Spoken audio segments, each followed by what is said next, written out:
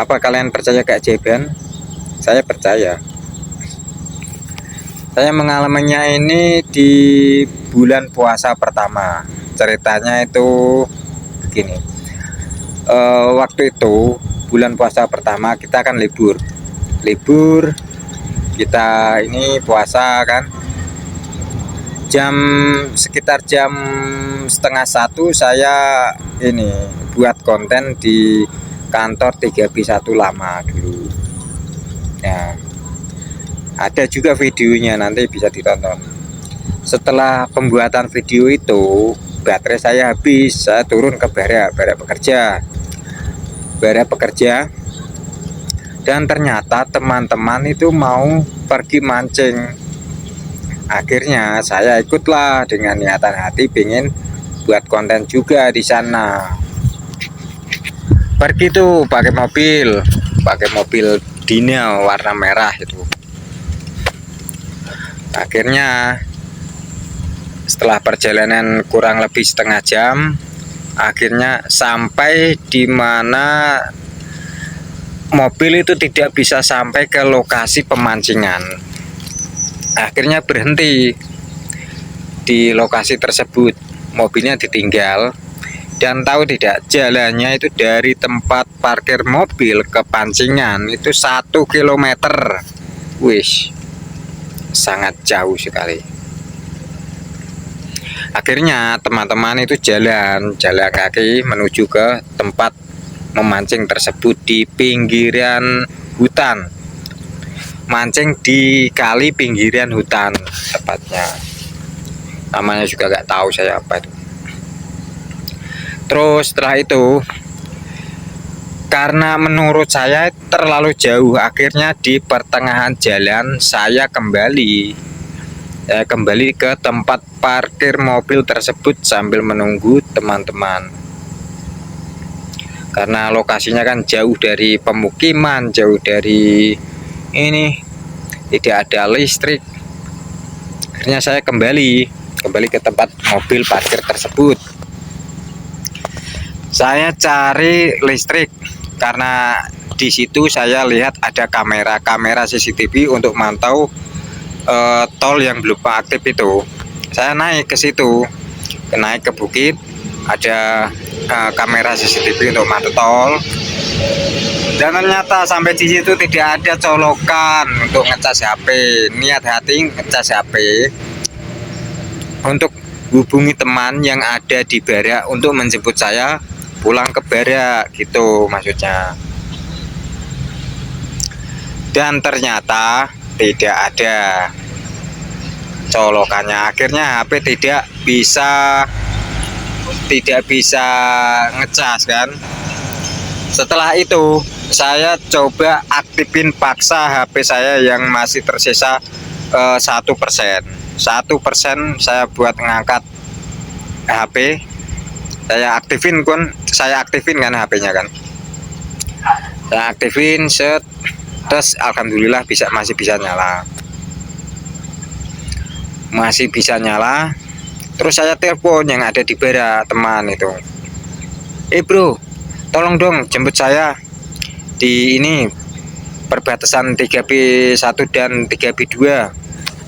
Terus dia bilang katanya itu tidak ada motornya kepake semua. Ya sudah, akhirnya saya pasrah nunggu teman-teman. Setelah itu di dalam hati kepikiran minta pertolongan sama Allah. Saya mengucapkan begini, ya Allah, hanya kepadamu saya memohon pertolongan, hanya kepadamu saya memohon bantuan. Dan setelah itu saya cari alas untuk tiduran, karena situ kan tempatnya kotor kan, cari alas untuk tiduran. Setelah berdoa tadi tentunya ya. Belum ada 30 menit, mungkin baru 15 menit ada mobil muat gadril besi yang putih-putih untuk pembatas jalan itu, nah yang tingginya 50 cm. Nah itu ada mobil datang. Dia tanya ke saya, "Mas, tidak bisa lewat kah?"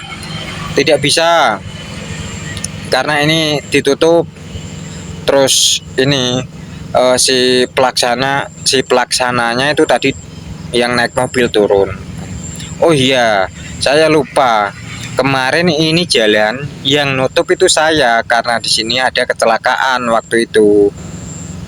Saya kira sudah dibuka, ternyata masih ditutup." Kalau dipikir sama logika kan nggak masuk kan? Ya dia yang nutup. Kenapa bisa lewat situ ini?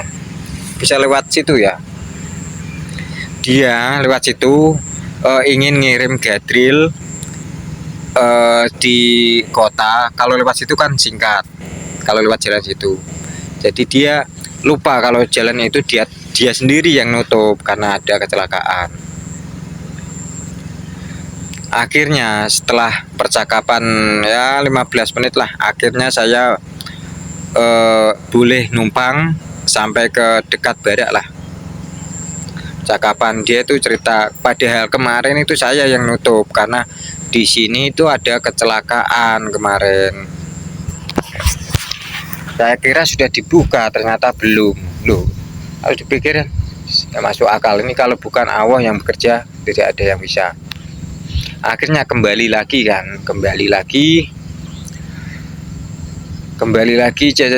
setelah perjalanan kurang lebih setengah jam. Akhirnya ini mobilnya sampai di pintu keluar yang lumayan dekat dengan barak, kurang lebih dari pintu keluar si tol tersebut kurang lebih ke barak 15 menit lah jalan.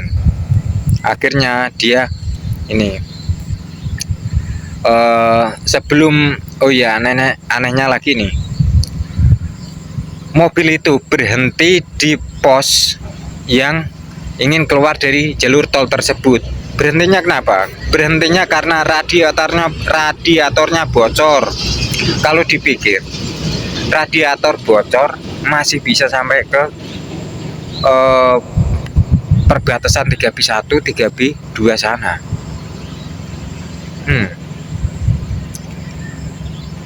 Dan bocornya itu setelah saya numpang ya kan, numpang sampai di pintu keluar tol tersebut, ternyata radiatornya bocor. Mobil itu akhirnya berhentinya di depan gerbang tol yang keluar tadi. Ya sudah, saya ini turun di situ, saya mengucapkan banyak terima kasih. Akhirnya saya jalan dari situ sampai ke barak kurang lebih 15 menit lah kalau nggak salah ya, 15 menit jalan dari situ. Akhirnya saya sampai Bedek. Saya pikir-pikir lagi, oh berarti kalau berdoa dengan tulus itu insya Allah akan dikabulkan sama Allah. Waktu yang masih di perbatasan 3B1, 3B2 itu saya berdoa dalam hati begitu, ya Allah, hanya kepadamu aku memohon pertolongan.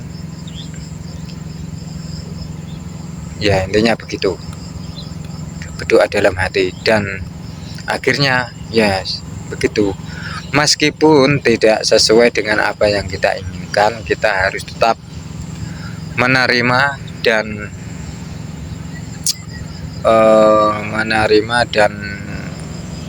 bersyukur. Alhamdulillah, coba tidak ada mobil itu, saya mungkin masih di sana nungguin teman-teman bisa sampai 2 jam 3 jam di sana diantah berantah itu. Alhamdulillah, itulah keajaiban Allah selalu datang dengan restunya. Ya sudah, intinya kalau kita mendapat kesusahan ataupun apa itu, ingat kita itu ada yang menciptakan. Ingat kita itu mempunyai Allah atau mempunyai Tuhan atau mempunyai apalah itu. Kita berdoa dengan tulus, semoga dikabulkan.